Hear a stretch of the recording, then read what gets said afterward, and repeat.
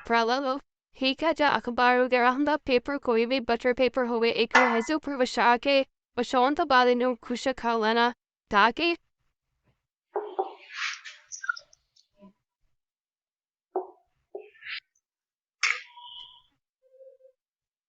कैसे हो प्यारे दोस्तों, उम्मीद करता हूँ आप सब ठीक ठाक हुए और खैर खैरियत से होगे। तो आज शेफ शामा लेके आवा मूली दी रेसिपी यानी कि मूली लेनी है, मूली नु कद्दू कश करना मा और ऐसी चटनी बनानी है जबरदस्त तरीके ना सिंपल दिया चीज़ा मत सही देख लिया रेसिपी नो या मिर्चा लेनी है के तो साथ वदत लेके उन्होंने कट कर लेने। ठीक है, जितना सी गोल कर देनी है इस तरह से कट कर लेने। हरी मिर्च दे इतनी करविया गोरिया इस तरह से कट भी रख सकते हैं हरी मिर्च।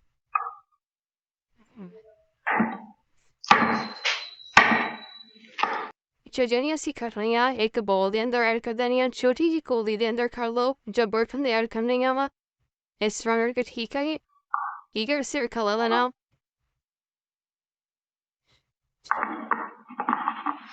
हरिया में चटनियाँ सिरके के अंदर डिप कर देती हैं। इन्हें तकरीबन अस्सी जिन्हें सी दूसरा धनिया वगैरह पुदीना वगैरह मूली वगैरह कुटनी है। ओनी देर चला देरा टेस्ट अंदर तक फ्लेवर आ जाएगा सिरके का और ज़बरदस्त हो जाएगा। ठीक है, सारे नो इम्पोर्टेंट प्रोसेस ही है तेनू हम रखना सहते फिर अल्लाह प्रोसेस कर देता। तो मूली ले लेनी है तकरीबन 200 ग्राम 250 ग्राम दे एदा वजना मूली दा ते मूली तो छिलका भी उतार लेना। अब पिक्चर में कट कर देना ते इन्हें कद्दू कश करना। होना इस सारा प्रोसेस करने के फिर कूनी के अंदर ऐड करना नहीं।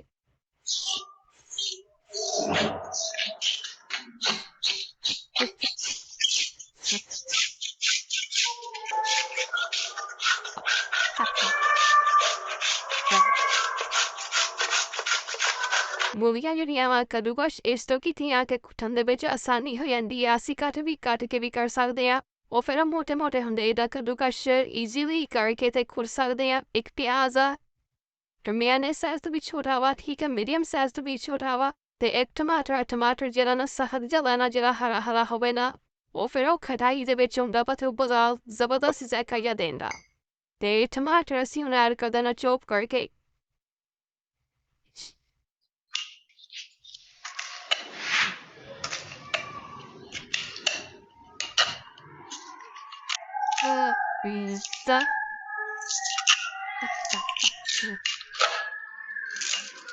तीन चीज़ां ऐड कर देती सी। मूली का कद्दूकस करके ऐड कर देती, टमाटर ऐड कर देता ते प्याज नो ऐड कर देता। हुन तीन चीज़ां नो एक बार से कोट लेना मा मतलब कि कोट लेना ठीक है। कुटन तो बाद फिर और चीज़ ऐड करें।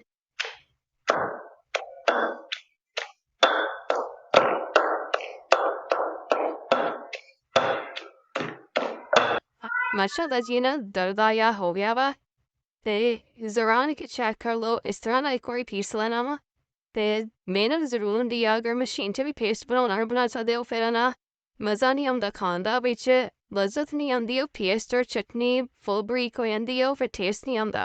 ते हुण इहदे विच असीं ऐड करनियां चीज़ां लाल मिर्च नमक वगैरह। लाल मिर्च कुटी हुई ऐड कर देनी है 1 टीस्पून। असीं हरी मिर्च भी पाई है टेस्ट दे हिसाब नाल ऐड करियो, कम ज़्यादा रख सकते हैं।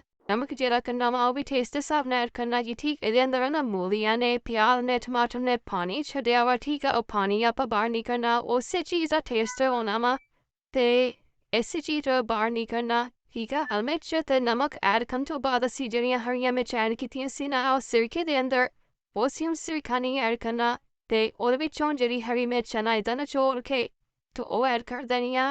बस इस चीज़ का ख्याल रखना कि जेह्ड़ी असीं लाल मिर्च ऐड कीती है ना उस हिसाब नाल तुसीं हरी मिर्च ऐड कर दो, जां हरी मिर्च ऐड करनी उस हिसाब नाल लाल मिर्च जेह्ड़ी कुटी हुई ऐड करनी। दरा मिर्च जिन्नू कहंदे उस धनिया सब्ज़ धनिया इस तरह ना कि एक जेह्ड़ा कपड़ा ला लो, ठीक है, जां अखबार वगैरह हुंदा पेपर कोई भी बटर पेपर होवे एक नूं इहदे उप्पर विछा के विछाउण तो बाद इहनूं खुश्क कर लेना ताकि ओह्दे विच जेह्ड़ा पानी है ना मूलियां ने जां टमाटर ने जां प्याज ने छड्डना वा ओह् लेवल बराबर हो जाएगा, ठीक है जी। इन्हों आप फ़ौरन तो के फ़ौरन नहीं ऐड करना बनाओ फिर पानी ज़्यादा ही हो जाता और दूसरा पानी ऐड करने तो बजाय और फिर टेस्ट नहीं आना, ठीक है। इस चीज़ का ख्याल रखना इंशाल्लाह। तो चटनी बहुत ज़बरदस्त बनेगी। धनिया 1 कप ते 1.5 कप के करीब ला लेना ते पुदीना ला लेना, पुदीना भी इन्ना 1 कप 1.5 कप के करीब हम दोनों चीज़ें ऐड कर देनी है जी।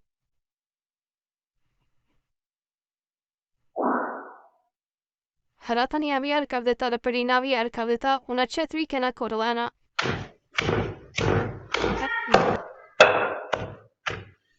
ਇੱਕ ਦਫਾ ਫਿਰ ਤੁਹਾਨੂੰ ਦੱਸ ਦੇਣਾ ਕਿ ਜਿਹੜਾ ਹਰਾ ਧਨੀਆ ਪੁਦੀਨਾ ਐਡ ਕਰਨਾ ਵਾ ਉਹਨੂੰ ਅੱਛੇ ਤਰੀਕੇ ਨਾਲ ਡਰਾਈ ਕਰ ਲੈਣਾ, ਕਿਸੇ ਚੀਜ਼ ਨਾਲ ਖੁਸ਼ਕ ਕਰ ਲੈਣਾ ਕਿ ਜਿਹੜਾ ਟੂਟੀ ਦਾ ਪਾਣੀ ਜਿਹੜਾ ਨਾ ਹੋਵੇ ਪੁਦੀਨੇ ਦੇ ਉੱਪਰ ਤੇ ਹਰੇ ਧਨੀਆ ਉੱਪਰ।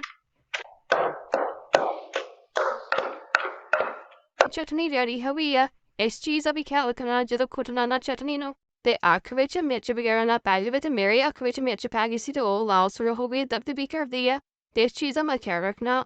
ਤੇ ਨਾ ਚਟਨੀ ਬਣ ਗਈ ਆ। ਇਹ ਨਾਨ ਦੇ ਨਾਲ, ਰੋਟੀ ਦੇ ਨਾਲ, ਇਹ ਪਰਾਠੇ ਨਾਲ ਤੇ ਨਹੀਂ ਜ਼ਬਰਦਸਤ ਲੱਗਦੀ ਆ, ਨਾ ਬਹੁਤ ਜ਼ਬਰਦਸਤ ਡਿਸ਼ ਲੱਗਦੀ ਆ। ਤੇ ਹੁਣ ਇਹਨੂੰ ਇੱਕ ਬਰਤਨ 'ਚ ਸਰਵ ਕਰ ਲਈਏ, ਠੀਕ ਆ।